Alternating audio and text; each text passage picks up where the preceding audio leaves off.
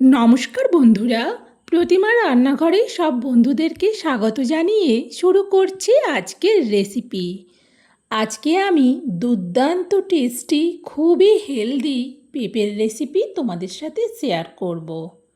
আজকের পেঁপেটা আমি রান্না করব মাশরুম দিয়ে, সম্পূর্ণ নিরামিষভাবে।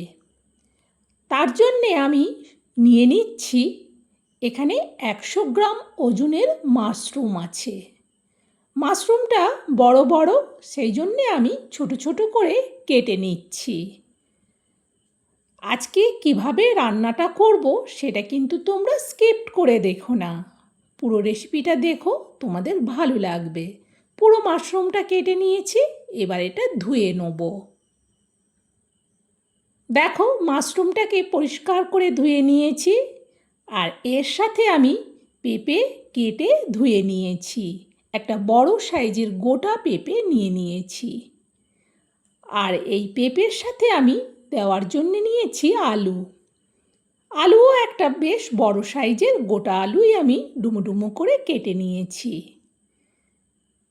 পেঁপেটা তার থেকে একটু ছোট কেটেছি আলুর থেকে, কারণ পেঁপেটা সেদ্ধ হতে সময় লাগে, আলু তো তাড়াতাড়ি সেদ্ধ হয়ে যায়। আর না, বাড়িতে ছিল অল্প কাঁঠালের বীজ, ভাবলাম এর সাথেই দিয়ে দিই, খেতে কিন্তু বেশ ভালো লাগে। এখন মাশরুম, পেঁপে, আলু, কাঁঠালের বীজ সব কেটে ধোয়া হয়ে গেছে। চলো রান্নাঘরে যাই এবার। রান্নাঘরে এসে গ্যাস জ্বেলে কড়া বসিয়ে দিয়ে কড়াতে দিয়ে দিচ্ছি তেল। এবার তেলটাকে খুন্তি দিয়ে কড়ার উপর পর্যন্ত চাড়িয়ে নিচ্ছি। এখন আমি কড়াতে দিয়ে দেবো সবের প্রথম কাঁঠালের বীজগুলো।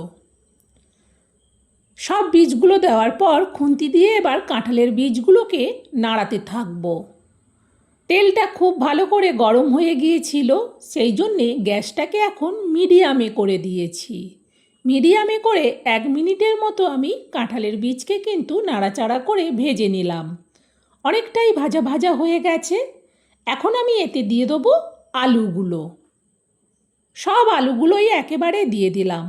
এবার আলুগুলোকেও খুন্তি দিয়ে উল্টে পাল্টে নাড়াতে থাকবো।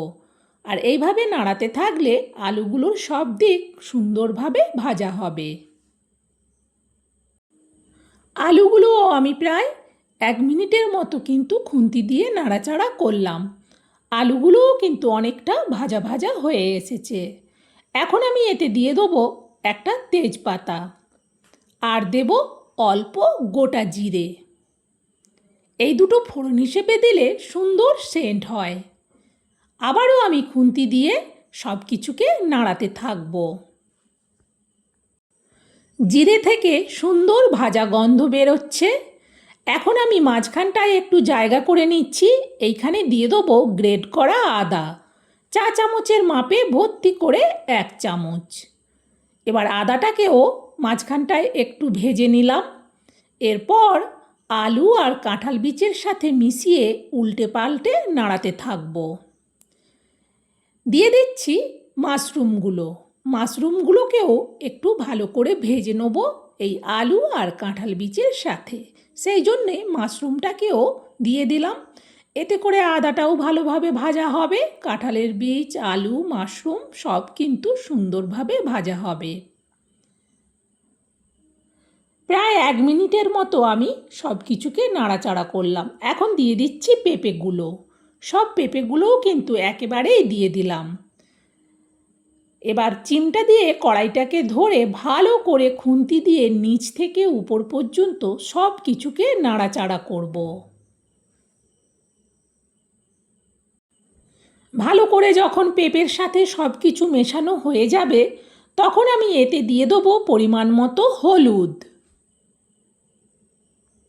আর দেব পরিমাণ মতো লঙ্কার গুঁড়ো। তবে ঝালটা যে যেমন পছন্দ করো সে সেই অনুযায়ী লঙ্কা দিও। হলুদ লঙ্কার গুঁড়োটা দেওয়ার পর আবারও খুন্তি দিয়ে ভালো করে নাড়াচাড়া করব, যাতে হলুদ লঙ্কার গুঁড়োটা সব সবজির মধ্যে ভালোভাবে মিশে যায়।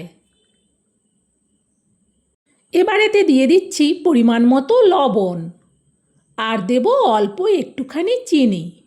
লবণ চিনি দেওয়ার পর আবারও খুন্তি দিয়ে ভালো করে নিচ থেকে উপর পর্যন্ত সব কিছুকে নাড়াতে থাকবো আর লবণ চিনিটা পুরো রেসিপির মধ্যে মেশাতে থাকবো। এই চিনিটাতে কিন্তু তরকারিটা মিষ্টি হবে না, লবণের সাথে চিনিটা একটু দিলে টেস্টটা সুন্দর ব্যালেন্স হয়। ভালো করে সব কিছুকে মেশালাম। এখন দিয়ে দিচ্ছি টমেটো পেস্ট। একটা বড় সাইজের গোটা টমেটোর পুরো পেস্টটাই দিলাম।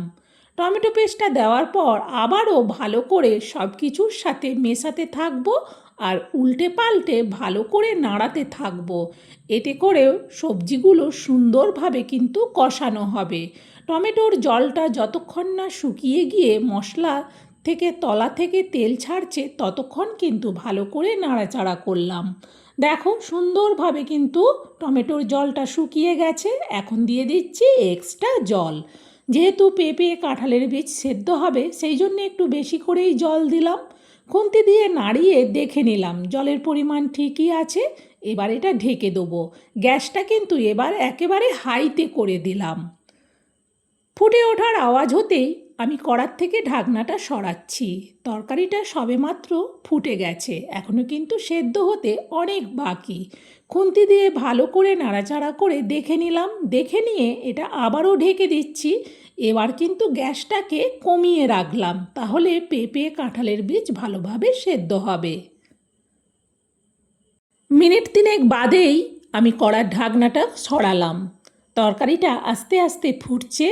খুন্তি দিয়ে ভালো করে নাড়িয়ে দেখে নিলাম, এখনও কিন্তু সেদ্ধ হতে একটু বাকি আছে। দেখে নেওয়ার পর দিয়ে দিচ্ছি এবার ভাজা ধনে গুঁড়ো 1/2 চামচ আর দেব ভাজা জিরে গুঁড়ো 1/2 চামচ। দুটোই প্লেন জিরে গুঁড়ো আর প্লেন ধনে গুঁড়ো। ভাজা দেওয়ার পর খুন্তি দিয়ে ভালো করে একটু তরকারিটাকে সাইজ করে আবারও এটা ঢেকে দিচ্ছি। গ্যাসটা কিন্তু লোতেই থাকবে।